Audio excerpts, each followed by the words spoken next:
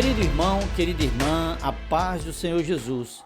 Eu me chamo Ronaldo Costa e espero que você e a sua família estejam sendo ricamente abençoados por Deus em nome do Senhor Jesus. Chegamos à terceira lição deste, que é o terceiro trimestre de 2020 na nossa Escola Bíblica Dominical.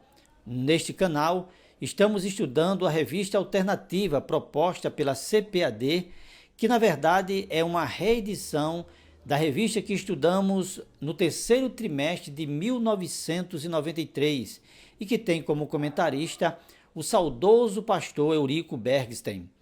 Na primeira lição, aprendemos como Deus despertou Daniel para orar pelo futuro do seu povo 68 anos depois do início do cativeiro babilônico.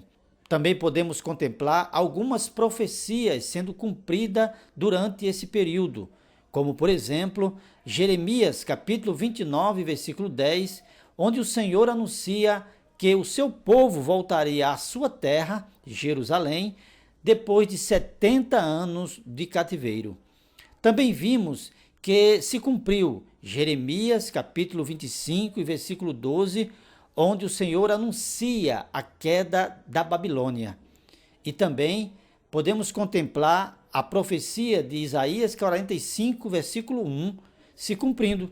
Ali o Senhor fala do rei Ciro cerca de 200 anos antes deste surgir na história.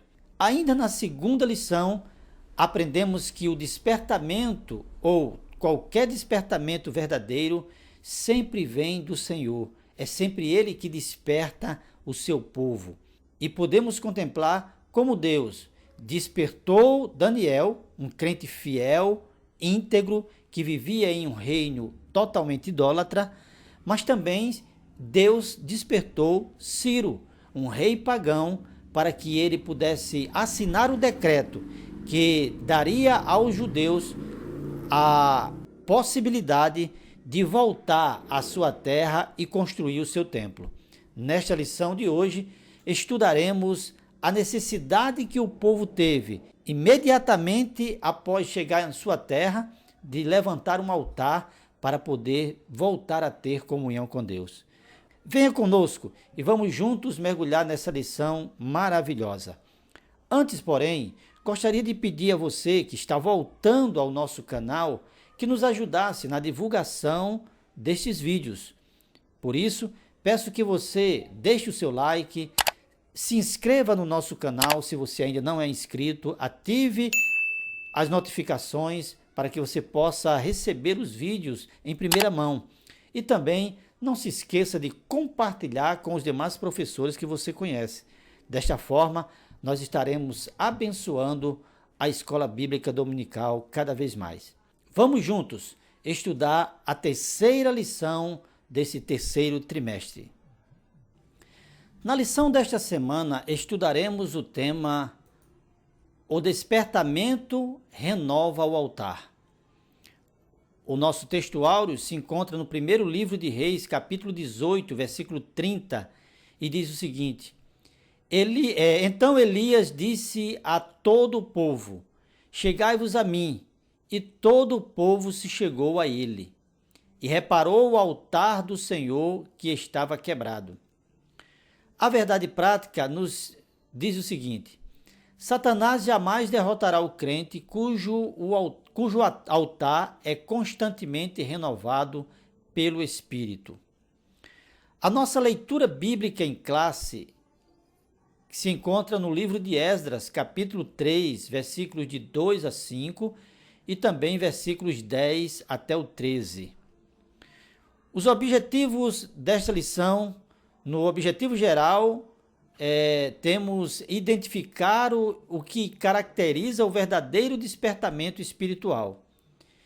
E nos objetivos específicos, que são 3, todos, cada um relativo a um ponto da lição, o primeiro objetivo é elucidar aos alunos o significado do altar para o antigo pacto.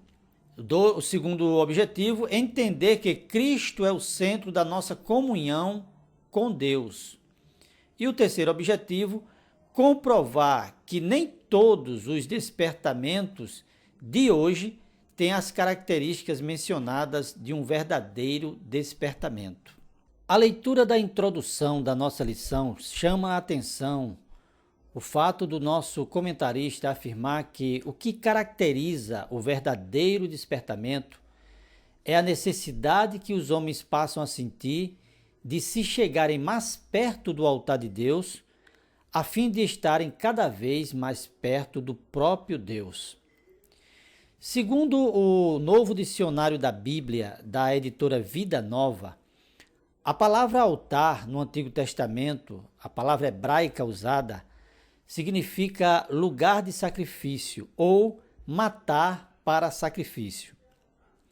A Bíblia de Estudo de Aplicação Pessoal, em uma nota referente à palavra altar no texto em que nós estamos estudando nesta semana, diz o seguinte: o altar simbolizava a presença e a proteção de Deus e também demonstrava o propósito e o compromisso do povo, como nação, de servir apenas ao Senhor. Essa nota nos deixa claro que o conceito de altar para os judeus está muito além de simplesmente ser um lugar de sacrifício. No altar, o Deus de Israel vinha se encontrar com o seu povo, ele interagia com o seu povo através do altar, coisa que os deuses pagãos, os supostos deuses pagãos, não faziam. Nós podemos ver isso no episódio em que envolveu Elias e os profetas de Baal.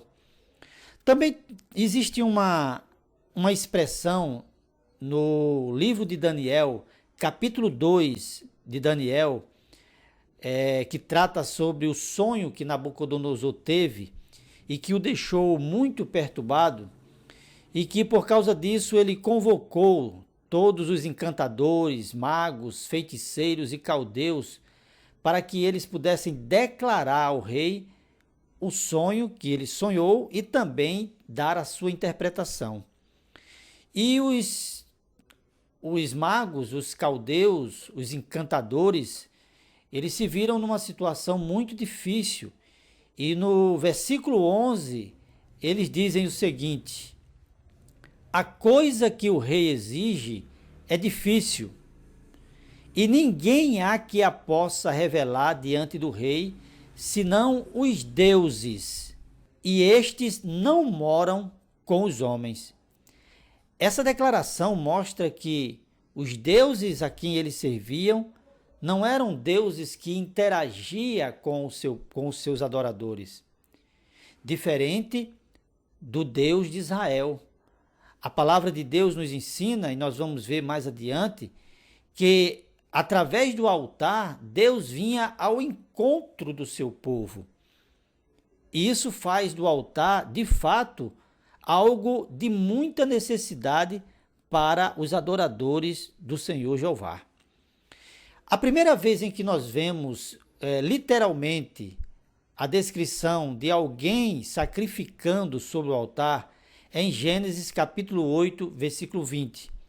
E trata de Noé, quando ele saiu da arca depois do dilúvio, e a primeira providência de Noé foi exatamente levantar um altar e ofertar a Deus, sacrificar ao Senhor ali alguns animais. Provavelmente aquilo era um sacrifício, uma oferta de gratidão a Deus pela quarentena que ele havia passado dentro da arca durante o período do dilúvio, enquanto havia água sobre a terra. Depois nós podemos ver como o altar, como a figura do altar era importante e constante na vida de Abraão.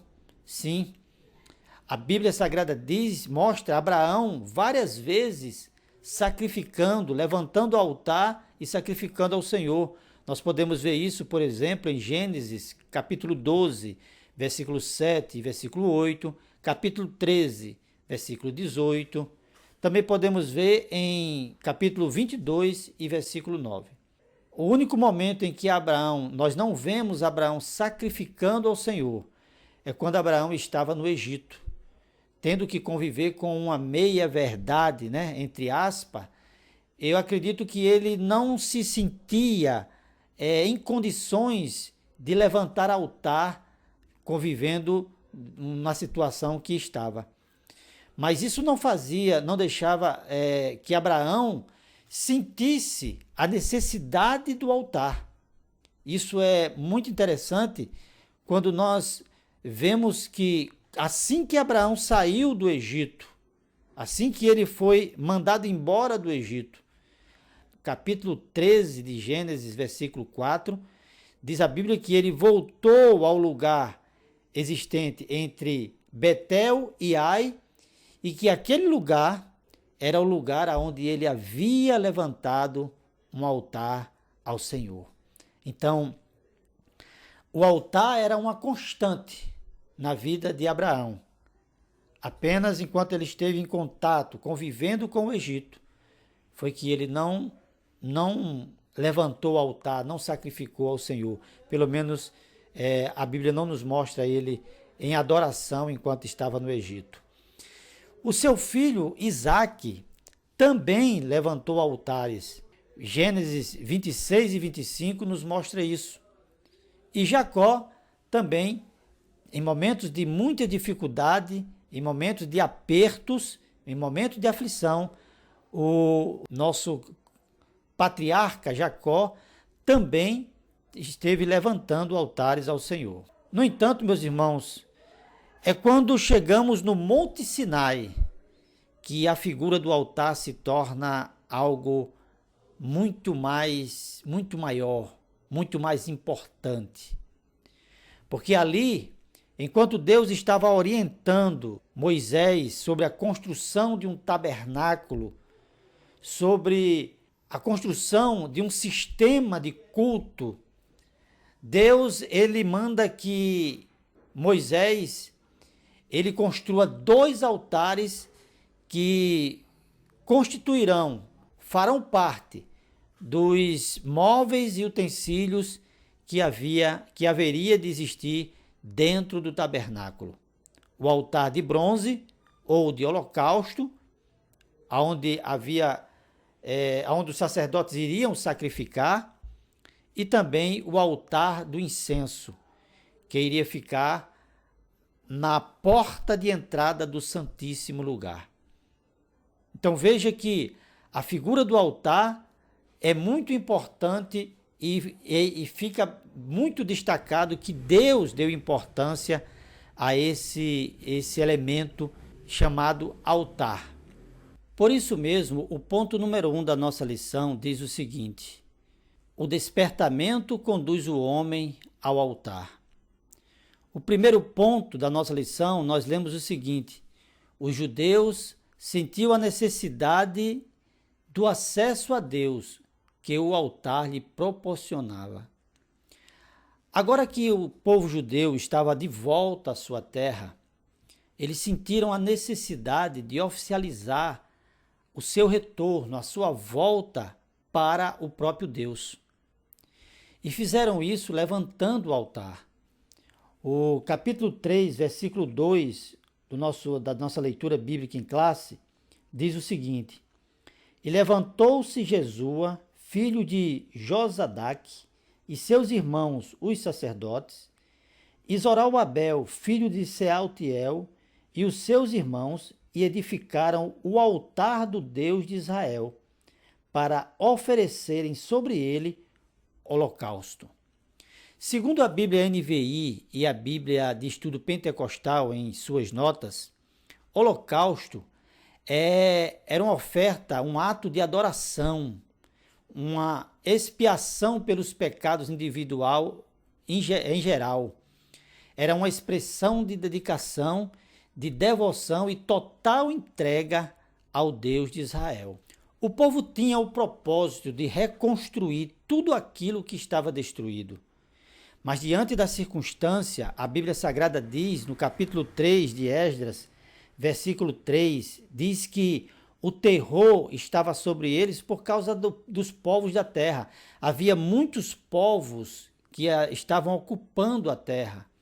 E agora, diante desse cenário, os judeus eles sentiram a necessidade de voltar para Jeová e eles sabiam que o altar era o lugar aonde essa renovação da aliança, aonde esse reencontro com Deus deveria acontecer. A palavra de Deus diz em Êxodo capítulo 29, versículo 42 a 44, quando Moisés está recebendo as instruções do próprio Deus para a construção do tabernáculo, diz a Bíblia que o Senhor disse o seguinte: este será o holocausto contínuo por vossas gerações, a porta da tenda da congregação perante o Senhor, onde vos encontrarei para falar contigo ali. Versículo 43 diz o seguinte: ali virei aos filhos de Israel, para que, por minha glória, sejam santificados. Versículo 44: e consagrarei a tenda da congregação e o altar. Então, note que o próprio Deus está afirmando que seria no altar, aonde ele viria encontrar-se com o seu povo. Ainda no versículo 3, diz que firmaram o altar sobre as suas bases. A Bíblia, a Nova Tradução na linguagem de hoje, traduziu da seguinte forma: construíram de novo o altar no lugar em que ele estava antes. Então veja que o povo estava de fato disposto a voltar para o Senhor, a fazer tudo conforme a palavra orientava que fizesse. Isso fica muito claro quando nós lemos a expressão que está no texto e diz: e edificaram o altar do Deus de Israel para sobre ele oferecerem holocausto, como está escrito na lei de Moisés, homem de Deus. Fizeram tudo conforme a lei de Moisés, homem de Deus. Isso, de fato, revela que o povo estava disposto a voltar-se para Deus, porque sabiam que somente Deus poderia virar a situação em que eles se encontravam. O tópico 2 do primeiro ponto diz o seguinte: todos os despertamentos genuínos começam com a restauração do altar. E aqui o nosso comentarista cita alguns exemplos do Antigo Testamento. Ele cita, por exemplo, o tempo de Elias, onde a adoração ao Senhor parecia que ia ficar extinta. A palavra de Deus diz que no episódio com os profetas de Baal, Elias reparou o altar. Se Elias reparou o altar, significa que o altar do Senhor estava caído, estava esquecido, estava arruinado. E isso mostra como estava a adoração a Deus naquela época. De fato, a adoração a Baal, que foi instituído pela esposa do rei Acabe, Jezabel, estava dominando a nação de Israel naquela época. A situação estava tão séria que, em um certo momento, Elias ele lamentou diante de Deus, dizendo o seguinte: porque os filhos de Israel deixaram a tua aliança, derribaram os teus altares e mataram os teus profetas à espada. E eu fiquei só e procuram tirar-me a vida. Isso está escrito no primeiro livro de Reis, capítulo 19, versículo 14. Mas com o altar reparado, a Bíblia diz que Elias reparou o altar. Elias ofereceu oferta ao Senhor, orou ao Senhor, e a Bíblia diz que Deus, ele respondeu com fogo, e naquele momento o povo que estava ali reconheceu que só o Senhor é Deus. A partir daquele momento em que o altar foi reerguido e sobre ele foi feito ofertas ao Senhor, a adoração de Baal, ela começou a ser aniquilada e a adoração a Deus iria voltar a ser a prática do povo de Israel. Um outro despertamento citado pelo nosso comentarista é aquele que foi promovido pelo rei Ezequias. E para que nós possamos ter uma clareza sobre a importância do altar nesse despertamento do rei Ezequias, é necessário que nós voltemos um pouco e tenhamos conhecimento de qual era o relacionamento do seu antecessor, do rei Acais, que era o seu pai, com o altar do Senhor. Para isso, a gente precisa recorrer à palavra de Deus. E é isso que eu quero convidar você a fazer. Por exemplo, no segundo livro de Reis, capítulo 16, versículos 10 a 14, nós podemos ver que o rei Acais, ele abandonou o altar do Senhor, e não somente isso, ele substituiu o altar do Senhor por um altar pagão. Vamos ao texto bíblico. Segundo livro de Reis, capítulo 16, versículo 10, diz assim: Então o rei Acais foi a Damasco e a encontrar-se com Tiglat-Pileser, rei da Síria. E vendo ali um altar, enviou dele ao sacerdote Urias a planta e o modelo, segundo todas a sua obra. Versículo 11. Urias, o sacerdote, edificou um altar segundo tudo o que o rei Acais tinha ordenado de Damasco. Assim o fez o sacerdote Urias, antes que o rei Acais, viesse de Damasco. Versículo 12. Vindo, pois, de Damasco o rei, viu o altar, chegou-se a ele e nele sacrificou. Versículo 13. Queimou o seu holocausto e a sua oferta de manjares, derramou a sua libação e aspergiu o sangue das suas ofertas pacíficas naquele altar. Versículo 14.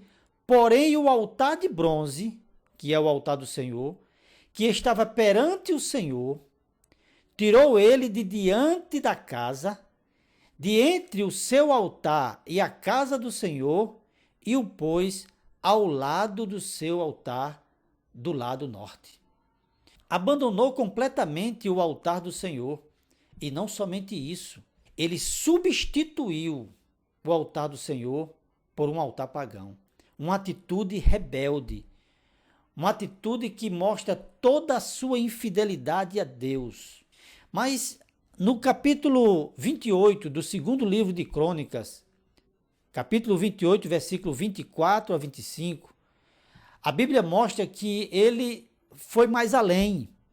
Ele fechou a casa do Senhor e construiu altares aos outros deuses. Diz o texto, versículo 24: Ajuntou a Acais os utensílios da casa de Deus, fê-los em pedaços e fechou as portas da casa do Senhor.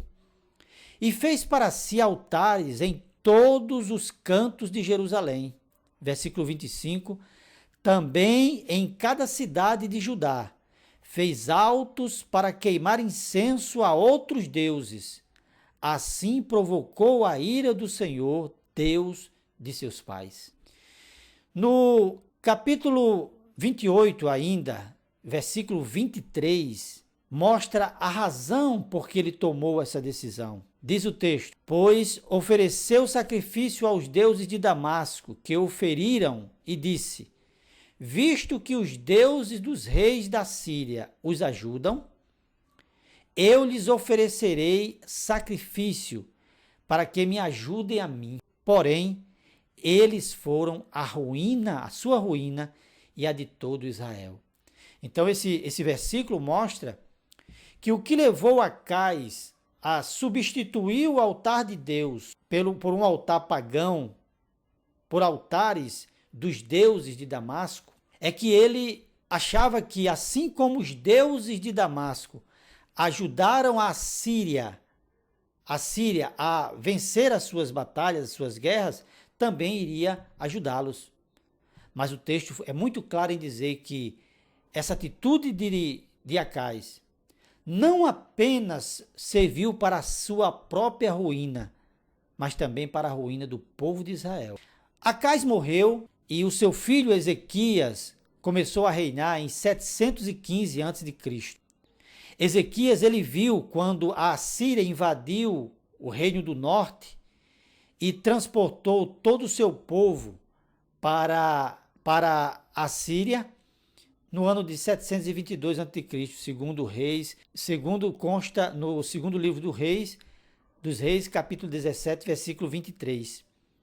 No entanto, a atitude de Ezequias foi totalmente o contrário da atitude do seu pai Acais. A Bíblia Sagrada diz que Deus despertou o rei Ezequias já no primeiro mês do seu reinado. E entre outras coisas que ele fez, ele restabeleceu a adoração ao Senhor, ele purificou o templo e o altar de holocausto. Veja a relação de Ezequias como altar.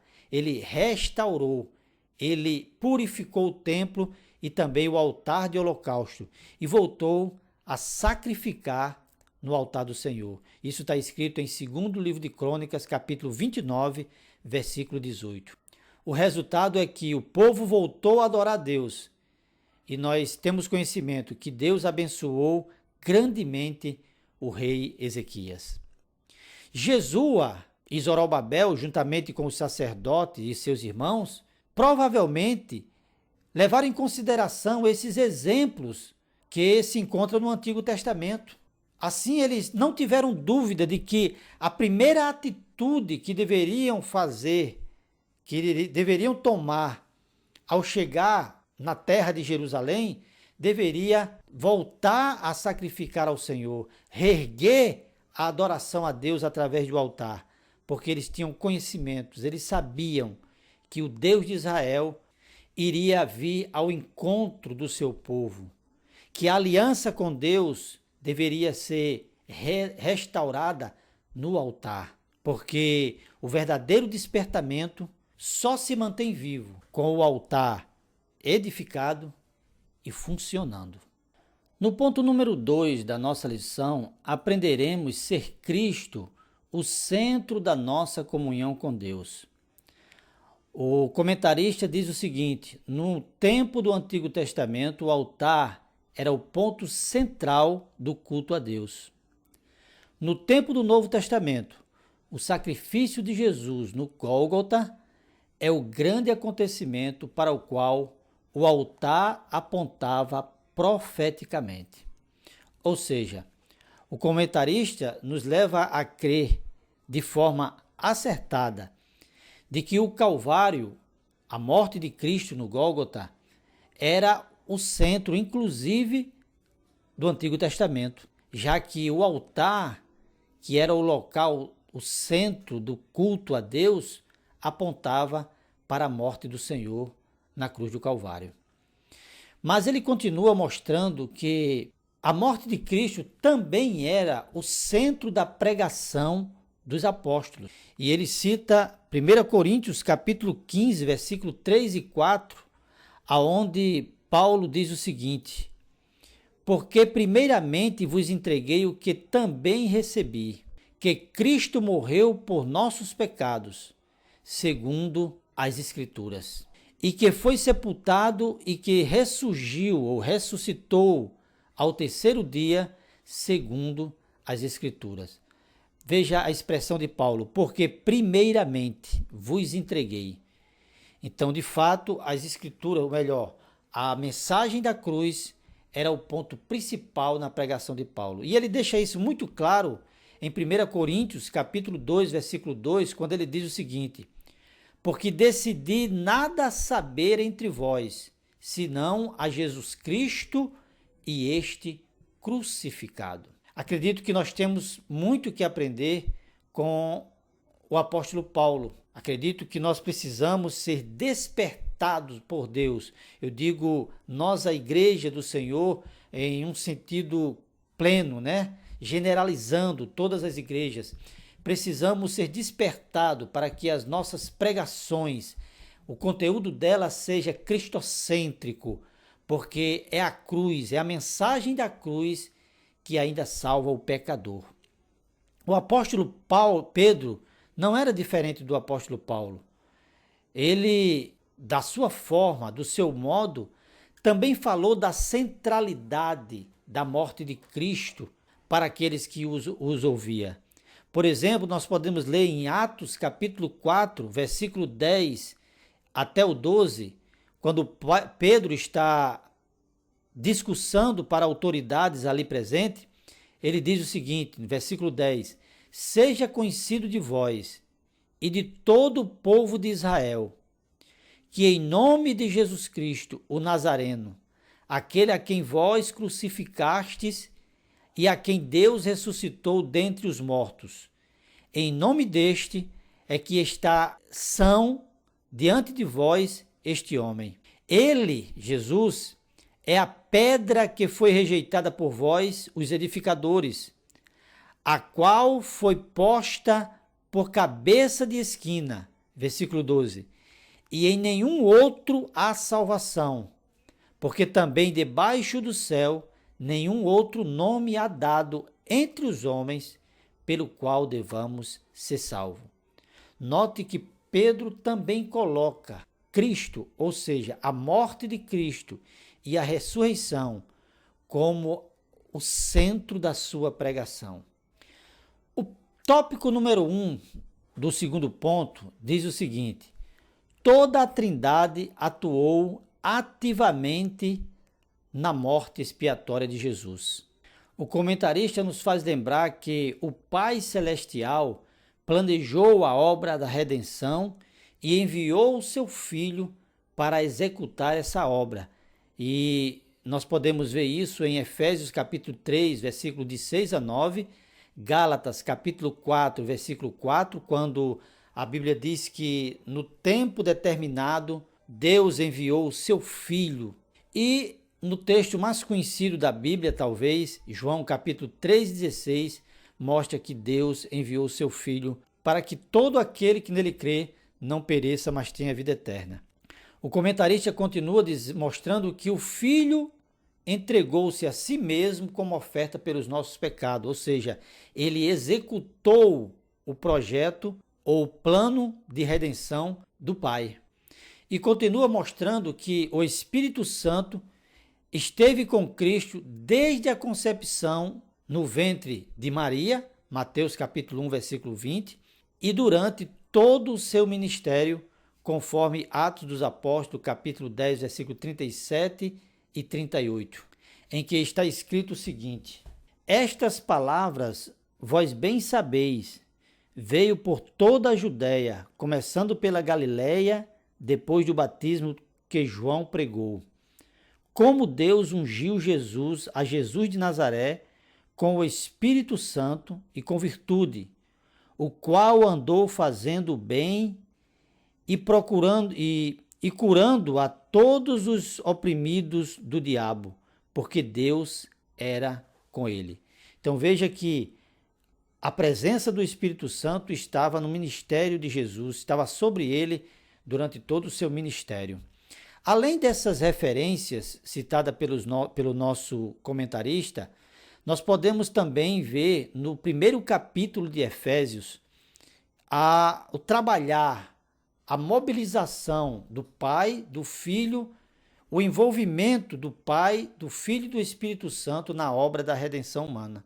Por exemplo, no capítulo 1 de Efésios, versículo de 1 a 3, nós vemos o Pai abençoando-nos com todas as bênçãos espirituais, ele nos elegendo e nos predestinando antes da fundação do mundo. No versículo 7 e 8, nós vemos o Filho nos redimindo e nos remindo das nossas ofensas pelo sangue que ele verteu na cruz do Calvário. E no versículo 13, a Bíblia nos diz que o Espírito Santo aplica essa salvação no pecador depois que ele crê no Evangelho de Cristo.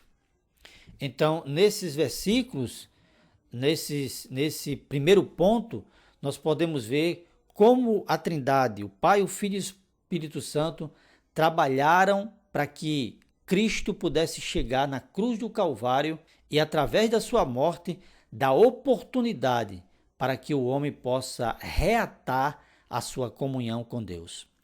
O ponto número 2 diz o seguinte: o Espírito Santo quer, pelo despertamento, mostrar aos homens a grande vitória de Jesus no Gólgota. A cruz é o altar onde o Cordeiro de Deus foi oferecido pelo pecado da humanidade. O Calvário é a base da obra do Espírito Santo na vida do homem.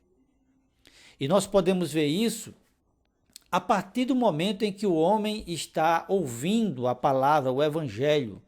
A palavra de Deus diz que o Espírito Santo é quem convence o homem do pecado, da justiça e do juízo. Ele convence o homem de que ele é pecador, não apenas porque peca, mas porque rejeita a mensagem do Calvário, rejeita a obra de Cristo realizada para salvá-lo. O Espírito Santo é quem convence o homem da justiça efetuada por Cristo para resgatá-lo, da justiça que é capaz de justificá-lo, porque no Calvário Jesus pagou o pecado de toda a humanidade. 1 Coríntios, capítulo 1, versículo 30, diz o seguinte: mas vós sois dele, em Jesus Cristo, o qual para nós foi feito por Deus sabedoria e justiça e santificação e redenção. Romanos capítulo 5, versículo 1 diz o seguinte: justificados, pois, mediante a fé, temos paz com Deus por meio de nosso Senhor Jesus Cristo. É dessa justiça que o Espírito Santo convence o homem. Por fim, o Espírito Santo convence o homem do juízo que Cristo efetuou sobre Satanás morrendo na cruz do Calvário. O Espírito convence o homem de que é possível, pela cruz, ficar livre da tirania do inimigo, pois o Filho do homem, ou Filho de Deus, se manifestou para desfazer as obras do diabo. Está escrito em primeira Epístola de João, capítulo 3, versículo 8. Mas o Espírito Santo não apenas opera na vida do homem, convencendo a ele do pecado, da justiça e do juízo. Quando o homem se deixa convencer-se e toma a decisão de se converter ao Senhor, o Espírito Santo continua operando em sua vida. Ele, por exemplo, é aquele que efetua, que realiza o novo nascimento na vida do ser humano. João capítulo 3, versículos 6 e 8 diz o seguinte: João 3, 6 e 8 diz assim: o que é nascido da carne é carne, e o que é nascido do Espírito é Espírito. Versículo 8 diz: o vento assopra onde quer, e ouves a sua voz, mas não sabes de onde vem, nem para onde vai. Assim é todo aquele que é nascido do Espírito. Então, é o Espírito Santo que opera o novo nascimento na vida do homem. É o Espírito Santo que regenera o homem. Tito, capítulo 3, versículo 5, diz o seguinte: não pelas obras de justiça que houvéssemos feito, mas, segundo a sua misericórdia, nos salvou pela lavagem da regeneração e da renovação do Espírito Santo. E o operar do Espírito Santo na vida do crente agora continua, porque é o Espírito Santo que santifica o homem. 2 Tessalonicenses, capítulo 3, versículo 2 Tessalonicenses, capítulo 2, versículo 13, nos diz o seguinte: 2 e 13. Mas devemos sempre dar graças a Deus por vós, irmãos amados do Senhor, por vos ter Deus elegido desde o princípio para a salvação e santificação do Espírito e da fé verdadeira. Você poderá ler também primeira carta de Pedro, capítulo 1, versículo 2, e perceber que o Espírito Santo é quem nos santifica. No terceiro ponto da nossa lição, temos um alerta do comentarista. Cuidado com as imitações. O verdadeiro despertamento promove mudança. Todo despertamento verdadeiro promove mudança na vida, tanto de pessoas crentes como de pessoas não crentes. Evidentemente, na vida do crente, o despertamento leva ele a uma comunhão mais estreita com Deus, a um melhoramento na sua postura de cristão. E na vida do não crente, evidentemente, o Espírito Santo promove a salvação utilizando-se da pregação da igreja e convencendo o homem de que ele precisa aceitar Jesus como seu Salvador.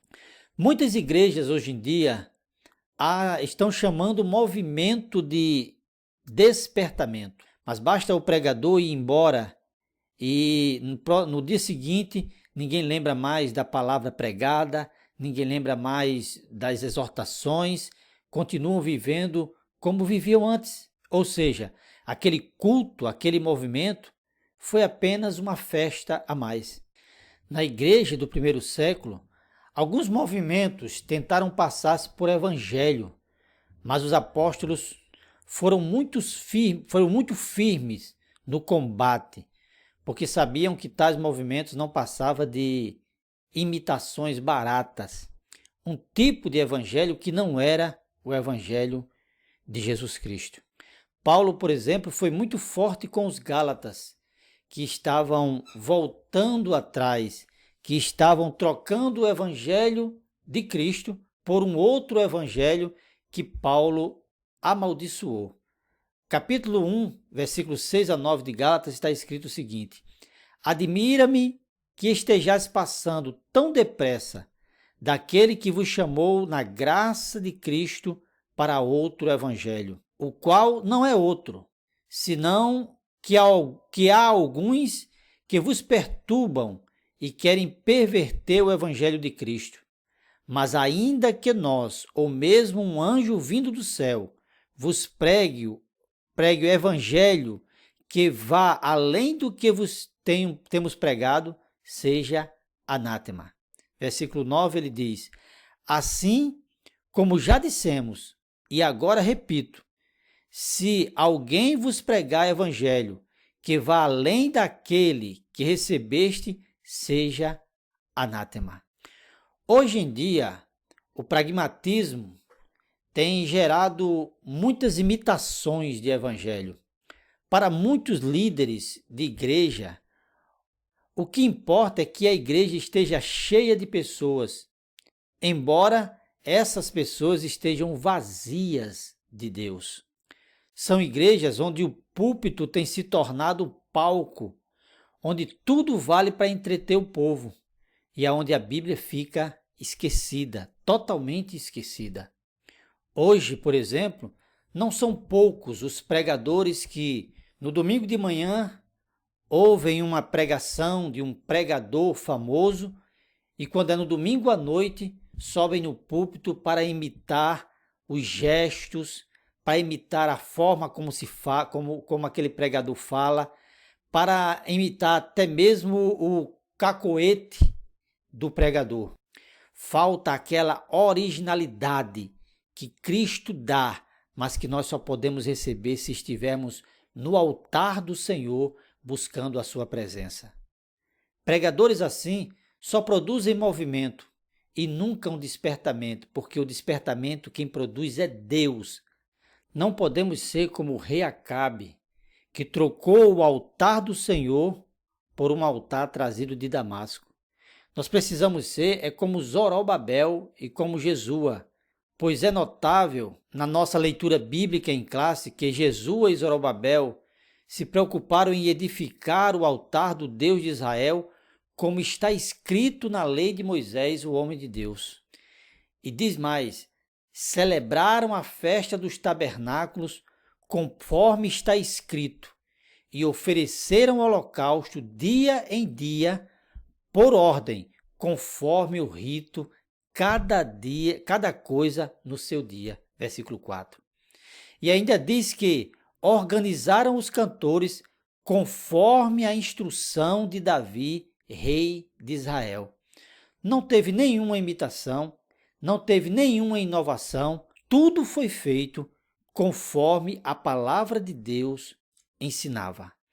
Meus queridos irmãos, nós precisamos de um despertamento que renove o altar em nossas vidas, que possamos voltar ao altar do Senhor e certamente seremos ou continuaremos sendo uma bênção na mão de Deus. Deus nos abençoe em nome do Senhor Jesus. Queridos irmãos, chegamos ao final de mais uma lição e eu quero agradecer a sua atenção em nome de Jesus Cristo e quero fazer um pedido a você. Se você foi abençoado por esse vídeo, se você tem sido abençoado pelo vídeo deste canal Viva a EBD, eu quero pedir a sua ajuda para que nós possamos divulgar o nosso trabalho, o nosso canal, a fim de que outras pessoas sejam abençoadas no nome de Jesus. Portanto, deixe o seu like, faça a sua inscrição no nosso canal, ative as notificações para que você possa receber em primeira mão os nossos vídeos e não esqueça de compartilhar com os amigos, com os irmãos que são professores e que você conhece. Compartilhe com seus grupos e certamente nós juntos estaremos abençoando a Escola Bíblica Dominical no Brasil. Deus abençoe você e sua família, em nome de Jesus, e até a próxima, se Deus quiser.